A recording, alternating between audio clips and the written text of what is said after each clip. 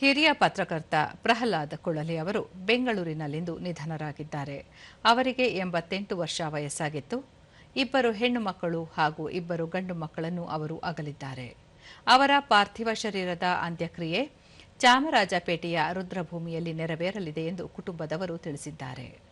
ಹಲವು ವರ್ಷ ಸಂಯುಕ್ತ ಕರ್ನಾಟಕ ಪತ್ರಿಕೆಯಲ್ಲಿ ಕಾರ್ಯನಿರ್ವಹಿಸಿದ್ದ ಅವರು ನಿವೃತ್ತಿ ನಂತರ ದೂರದರ್ಶನ ಮತ್ತು ಆಕಾಶವಾಣಿಯಲ್ಲೂ ಸುದ್ದಿ ಸಂಪಾದಕರಾಗಿ ಸೇವೆ ಸಲ್ಲಿಸಿದ್ದರು. ಕರ್ನಾಟಕ ಕಾರ್ಯನಿರತ ಪತ್ರಕರ್ತರ ಸಂಘವನ್ನು ಸಮರ್ಥವಾಗಿ ಮುನ್ನಡೆಸಿದ್ದ ಪ್ರಹ್ಲಾದ್ ಕುಳಲಿ ಅವರು ಬೆಂಗಳೂರು ವರದಿಗಾರರ ಒಕ್ಕೂಟದ ಸಂಸ್ಥಾಪಕರಾಗಿದ್ದರು. ಅಲ್ಲದೆ ಮಾಜಿ ಮುಖ್ಯಮಂತ್ರಿ ಆರ್ ಗುಂಡೂರಾವ್ ಅವರ ಮಾಧ್ಯಮ ಕಾರ್ಯದರ್ಶಿಯಾಗಿಯೂ ಕಾರ್ಯನಿರ್ವಹಿಸಿದ್ದರು. ಕರ್ನಾಟಕ ಕಾರ್ಯನಿರತ ಪತ್ರಕರ್ತರ ಸಂಘ ಸೇರಿದಂತೆ ಹಲವು ಸಂಘಟನೆಗಳು ಕುಳಲಿ ಅವರ ನಿಧನಕ್ಕೆ ಸಂತಾಪ ಸೂಚಿಸಿವೆ.